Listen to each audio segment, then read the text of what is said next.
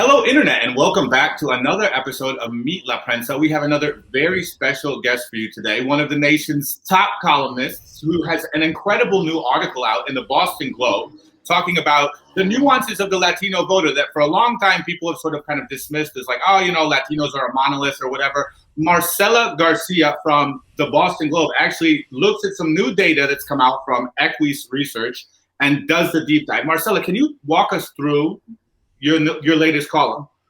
Sure. Gracias, Pablo. Thank you so much for having me. It was something that I think have been following, like all of us Latinos in the media.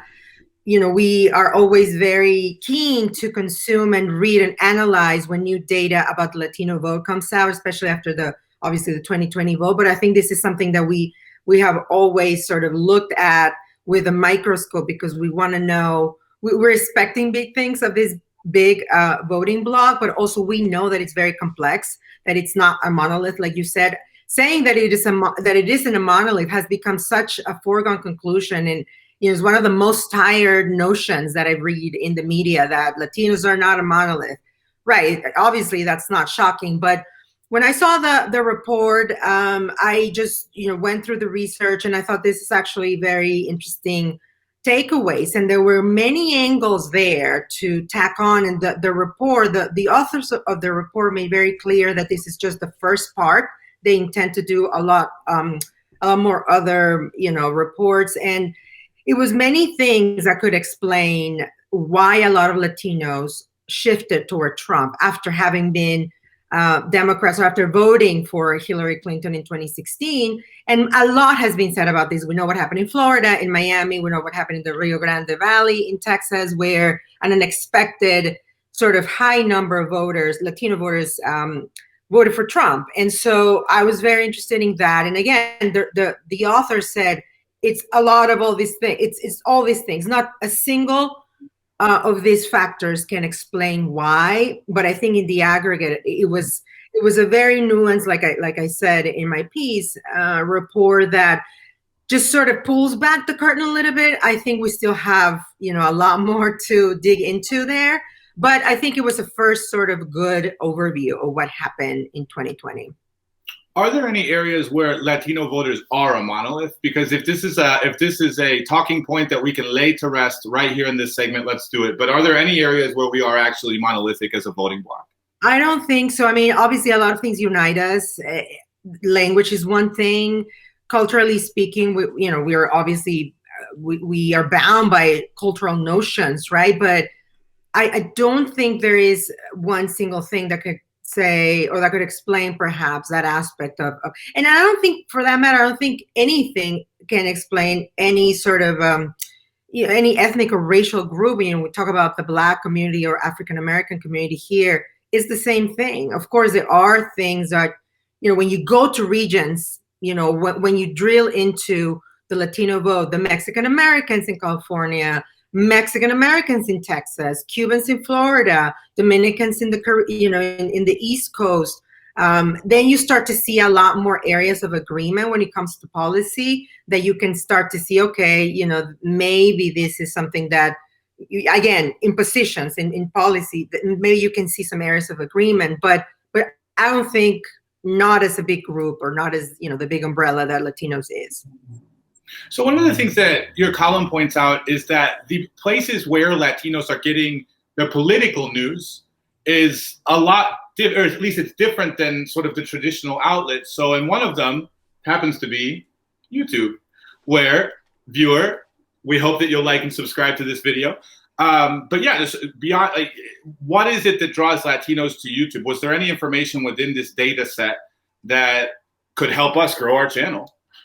It's interesting, because that was one of the aspects that I found myself drawn towards, and because I have long been intrigued by this. I know this every time I interact with people that I interview, people in the community. When I go to the areas where a lot of Latinos live here in Boston, or in the state, in Massachusetts, I always ask them, where do you get your news? And that's partly because I also want to understand where they're at. And as a member of the media, as a member of the Boston Globe, the most important newspaper in the region, I want to understand why they're not reading us, why they're not subscribing to us, how can we serve them better, right? And so I think this is where the story begins for me. It's that there is a void out there for Latinos in what, the so-called mainstream media. And I hate to use that term because I don't think we can talk about mainstream media anymore. It's so segmented. But, to the extent that we can refer to, the CNNs, the New York Times, the Washington Post, any other, news channel, it's hard for Latinos to see themselves there. And so it's only natural that they're not going to go there for their news. Yes, Telemundo and Univision, they do cover the community in a more meaningful way. First of all, in their language, in Spanish, but for the most part, I think the void is what drives these audiences to new mediums. I recently interviewed someone for a column that I did before. I already forgot what the topic was, but this woman, I asked her, again, I always ask people, where do you get the news? And she told me, I follow this guy on TikTok, and it's this basically someone who started as a community advocate in Texas, and then started putting all these informational videos, instructive videos about immigration policy that was happening. And it happened around the time that Biden took office. This was in mid-January. And he was explaining via TikTok what's happening with, remember when Biden announced that he was going to introduce this major legislation to reform our immigration system. He sort of broke it down in like very, very simple terms to understand. And again, it's just quick bites. And I was fascinated. And I have actually been meaning to do a column about that. Because again, I think it says a lot about the media more than the community, that we are failing to meet people where they're at. And going back to my topic, my column that you're highlighting about the Latino vote, that's also a lesson for the media, right? That Republicans sort of saw an opening and they seized it, were able to persuade some voters. And in the same way, media can do the same thing. We're just not doing it. And that's another story. But right.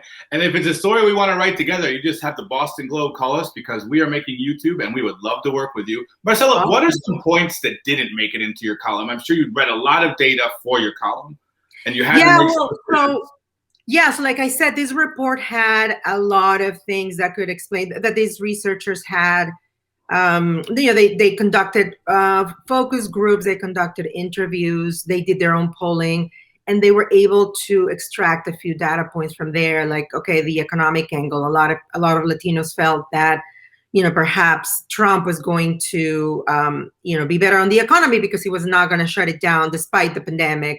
The stimulus checks was also a big thing, right? So the economy angle, the business angle was a big one.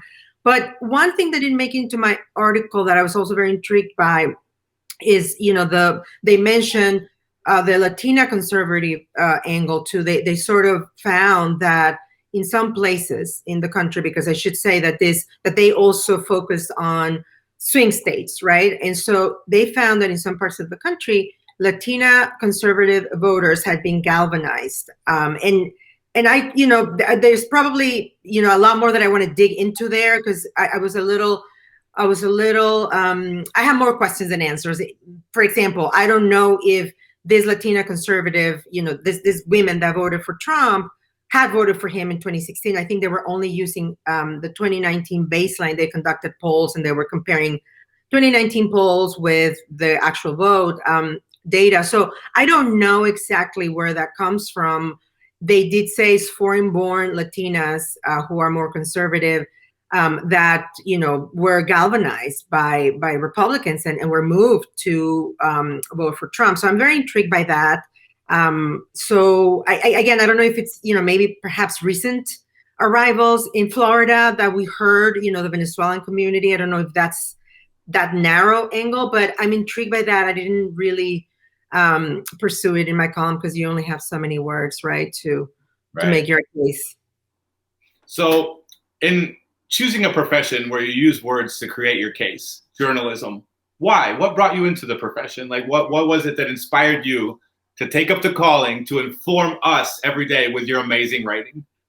Thank you so much. You're so nice. So I mean, my story is very unique in that I didn't set out to be a journalist. I majored in economics, of all things, in Mexico, and I just sort of stumbled upon journalism almost by sheer luck. I like to call it fate now. In retrospect, I think that's what happened. But I just started working for a journalist in my hometown in Mexico as a news assistant. He was actually a correspondent from the Dallas Morning News, who was working in Mexico. He was, one of the because back then, the Dallas Morning News had at least 3 correspondents in Mexico. One of them was in my hometown, and he covered the economy, the financial markets, the Mexican financial markets for the Dallas Morning News, and he needed an assistant. I started working for him, and that's where I was introduced to this world of journalism. And this is where I sort of learned the tools of the trade. I would do interviews, I would go to press conferences, except the writing. And so then I decided to come here to study because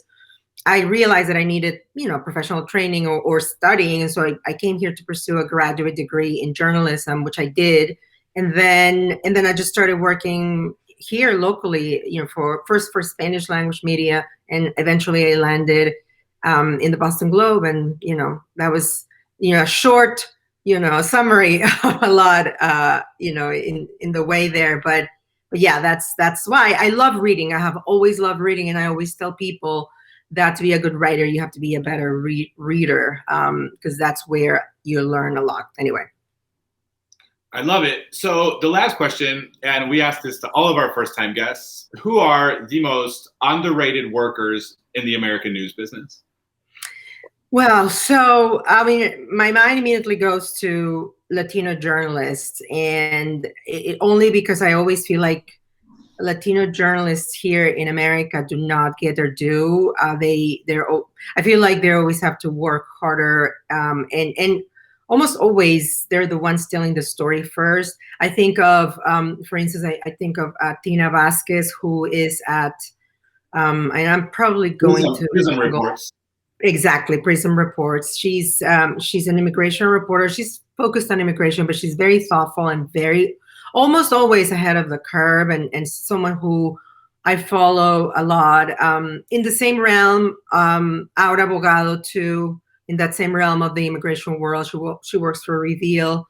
I feel like she is underrated not because she totally should be front and center in the really like a mainstream media outlet. Perhaps she doesn't want to, but I just feel like her work is so critical and so full of humanity, and really helps us understand a lot of the things. Like, I feel like she's, everybody else always needs to catch up to her. She's always miles ahead when we're talking about immigration policy or how we view immigration coverage even.